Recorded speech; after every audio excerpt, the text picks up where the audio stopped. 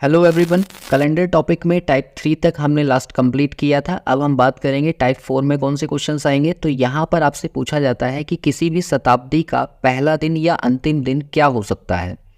तो मैंने आपको बताया था कि अगर हमारे पास 100 साल हैं तो उसमें विषम दिन होते हैं 5, और 200 साल हैं तो उसमें 3 विषम दिन होते हैं, 300 साल हैं तो 1 विषम दिन होता है, और 400 साल हैं तो 0 विषम दिन होता है। अब देखो, इसकी हेल्प से हम किसी भी शताब्दी के बारे में कैसे पता करेंगे। जैसे मान लो मुझे लास्ट डे निकालना हो, ठीक है। अगर लास्ट डे निकालना है तो आप एक बात सोचो, जब 100 साल कंप्लीट हुए तो 5 विषम दिन निकले, और 5वां दिन कौन सा होता है भाई? फ्राइडे।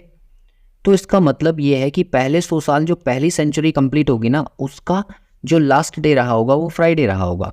तो अगर मैं ये बोलूँ कि जो इससे अगली वाली शताब्दी आएगी उसका फर्स्ट डे कौन सा दिन होगा, तो आप कहोगे फ्राइडे के तुरंत बाद आता है सैटरडे, ठीक है। तो यहाँ से आपको एक बात पता चल गई। दूसरी चीज़, अगर मान लो 200वीं शताब्दी 3 विषम दिन पर कंप्लीट हो रही है तो तीसरा दिन हमारे पास होता है वेडनेसडे, और वेडनेसडे के ठीक अगला दिन कौन सा होता है? थर्सडे, यानी कि फर्स्ट डे थर्सडे भी हो सकता है।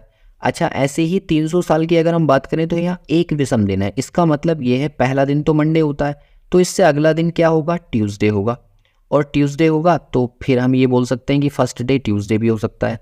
और ऐसे ही अगर 0 दिया है तो इसका मतलब संडे, और संडे से ठीक अगला दिन क्या होता है? मंडे। तो ये वाली जो बात यहाँ पर मैंने आपको बताई है, लास्ट डे और फर्स्ट डे, आप यहाँ से पता कर सकते हो कि फ्राइडे, वेडनेसडे, मंडे और संडे में से कोई सा एक किसी भी शताब्दी का अंतिम दिन हो सकता है, और सैटरडे, थर्सडे, ट्यूसडे और मंडे में से कोई सा एक दिन किसी भी शताब्दी का पहला दिन हो सकता है। अब देखो, इसकी हेल्प से हम क्वेश्चंस को कैसे सॉल्व करेंगे। जैसे देखो, क्वेश्चन नंबर फर्स्ट में कहा गया है कि निम्न में से कौन सा किसी शताब्दी का पहला दिन हो सकता है। पहला दिन हो सकता है, तो यहाँ पर फर्स्ट डे लिखे हुए हैं। अब देखो, क्या सोमवार हो सकता है? तो देखो, सोमवार यहाँ पर फर्स्ट डे में आ रहा है, इसका मतलब यही वाला मेरा आंसर होगा। और को चेक कर लो, जैसे मान लो शुक्रवार हो सकता है क्या? तो शुक्रवार देखो लास्ट हो सकता है, फर्स्ट में कहीं पर भी आपको नहीं दिख रहा, तो ये नहीं होगा। रविवार हो सकता है क्या भाई? रविवार देखो यहाँ पर संडे लिखा हुआ है, ये भी लास्ट में है, तो ये भी नहीं हो सकता। वेडनेसडे भी यहीं लिखा हुआ है, तो ये भी नहीं हो सकता। तो आप चाहें तो एक एक करके ऑप्शन एलिमिनेट कर लो, या फिर डायरेक्ट मार्क कर दो। ऐसे ही देखो क्वेश्चन नंबर 2 को, तो इसमें कहा गया है कि निम्नलिखित में से कौन सा किसी शताब्दी का अंतिम दिन हो सकता है। तो अंतिम दिन होने के लिए अभी देखो हमने यहाँ पर लास्ट डे लिखे हैं, तो इसके लिए देखो, क्या सोमवार हो सकता है? बिल्कुल हो सकता है, यहीं पर सोमवार लिखा है, तो यही हमारा आंसर है। क्या मंगलवार हो सकता है? नहीं हो सकता, क्योंकि देखो ट्यूसडे यहाँ लिखा है। क्या बृहस्पतिवार हो सकता है? नहीं, ये थर्सडे यहाँ पर लिखा हुआ है, THU। और क्या सैटरडे हो सकता है? सैटरडे ऊपर लिखा हुआ है, इसका मतलब ये भी नहीं हो सकता। तो हम यहाँ से मार्क कर सकते हैं कि ये इसका सोमवार आंसर हो जाएगा। ऐसे ही देखो क्वेश्चन नंबर 3 को, इसमें कहा है कि कौन सा दिन किसी शताब्दी का प्रथम व अंतिम दोनों हो सकता है। तो आप कहोगे सोमवार हो सकता है। सोमवार यहाँ पर भी आ रहा है, यहाँ पर भी आ रहा है, ये देखो दोनों में है। देखो, ऐसा इसलिए होता है, किसी भी शताब्दी का पहला और अंतिम दिन मंडे हो सकता है, क्योंकि जो हमारा कैलेंडर स्टार्ट हुआ था ना, उसमें पहला दिन मंडे रहा था, उसकी वजह से ऐसा होता है। क्या सैटरडे हो सकता है? नहीं, और वेडनेसडे भी नहीं हो सकता, और मंगलवार भी नहीं हो सकता, इसलिए बाकी के 3 ऑप्शंस को आप एलिमिनेट कर दो। इसके बाद देखो क्वेश्चन नंबर 4 को, तो इसमें कहा है कि किसी शताब्दी का प्रथम दिन नहीं हो सकता। कौन सा दिन नहीं हो सकता? तो देखो, मैंने अभी बताया था कि जो लास्ट डे होगा ना, वो प्रथम नहीं हो सकता। तो सोमवार के बारे में तो अभी आपने लिखा ही था, मैं फिर से यहाँ लिख देता हूँ कि जो फर्स्ट डे हमने लिखे थे और लास्ट डे लिखे थे वो कौन कौन से हो सकते हैं। लास्ट फ्राइडे हो सकता है, ठीक है, वेडनेसडे हो सकता है, और मंडे हो सकता है, और संडे हो सकता है। और ऐसे ही फर्स्ट क्या हो सकते हैं? सैटरडे हो सकता है, फिर थर्सडे हो सकता है, और फिर ट्यूसडे हो सकता है, और फिर मंडे हो सकता है। ये अभी हमने जस्ट सीखा था कैसे आया।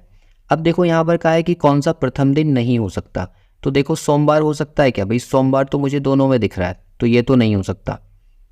मंगलवार हो सकता है क्या? तो मंगलवार देखो फर्स्ट में ही आ रहा है, इसका मतलब ये भी नहीं, ये तो जरूर होगा।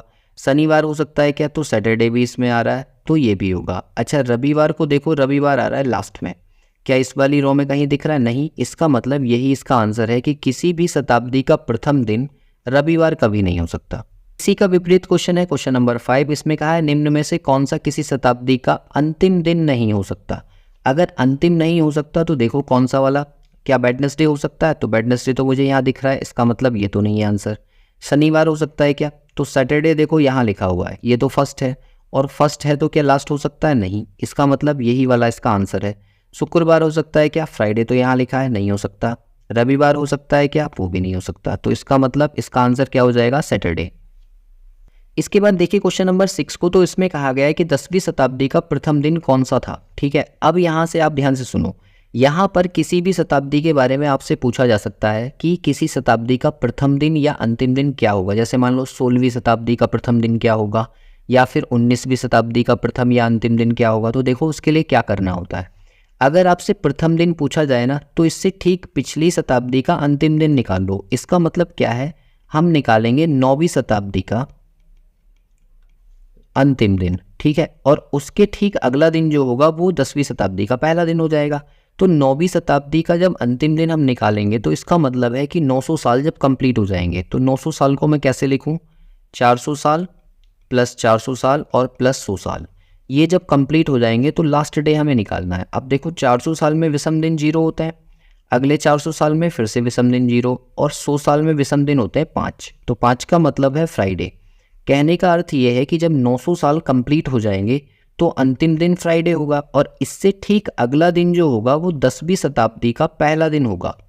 और अगर वो पहला दिन होगा तो फ्राइडे के बाद में ठीक क्या आता है, सैटरडे। इसका मतलब इस क्वेश्चन का जो सही आंसर होगा बी हो जाएगा। मतलब कहने का ये है कि आप किसी भी शताब्दी का अंतिम दिन निकाल लो, उसके आधार पर प्रथम दिन भी निकाल सकते हो। जैसे देखो यहाँ पर दिया है 16वीं शताब्दी का प्रथम दिन कौन सा था, तो 16वीं शताब्दी का प्रथम दिन निकालना है ना, तो आप ये कहो कि मैं 15वीं शताब्दी का अंतिम दिन निकालूंगा और उसमें एक प्लस कर दूंगा। और वो कैसे निकलेगा, देखो 400 साल प्लस फिर 400 साल प्लस फिर 400 साल, और फिर ये 1200 साल हो गए, और प्लस इसके बाद में फिर 300 साल। इस तरह से हम कर लेंगे। देखो 400 का मतलब तो 0 ही होता है, हर बार 0 विषम दिन आ जाएंगे। और 300 साल में कितने विषम दिन होते हैं ये आप जानते हो, 1 विषम दिन होता है। और 1 विषम दिन का मतलब क्या है, मंडे। पहला दिन मंडे का ही तो होता है। तो अगर मंडे होगा किसी मतलब 15वीं शताब्दी का अंतिम दिन मंडे होगा, तो इससे ठीक अगली शताब्दी जब स्टार्ट होगी, अगला दिन आएगा तो 16वीं शताब्दी का पहला दिन होगा। और पहला दिन मंडे के तुरंत बाद क्या आता है, ट्यूसडे। तो बी आंसर इसका करेक्ट हो जाएगा। इसके बाद पूछा है क्वेश्चन नंबर 8 में कि 18वीं शताब्दी का अंतिम दिन कौन सा था। तो 18वीं शताब्दी के लिए आप ये कहो कि 400 साल 4 चौक 16, 1600 साल तो ये कंप्लीट हो जाएंगे, और प्लस 200 साल एक्स्ट्रा हो गए 1800 साल। अब 1800 साल की अंतिम दिन पूछा है, तो 400 तो 0 हो जाएगा, और 200 साल में कितने विषम दिन होते हैं ये आप जानते हो, 3 होते हैं। और 3 का मतलब वेडनेसडे, और क्योंकि आपसे अंतिम ही पूछा है इसलिए वेडनेसडे ही इसका आंसर हो जाएगा।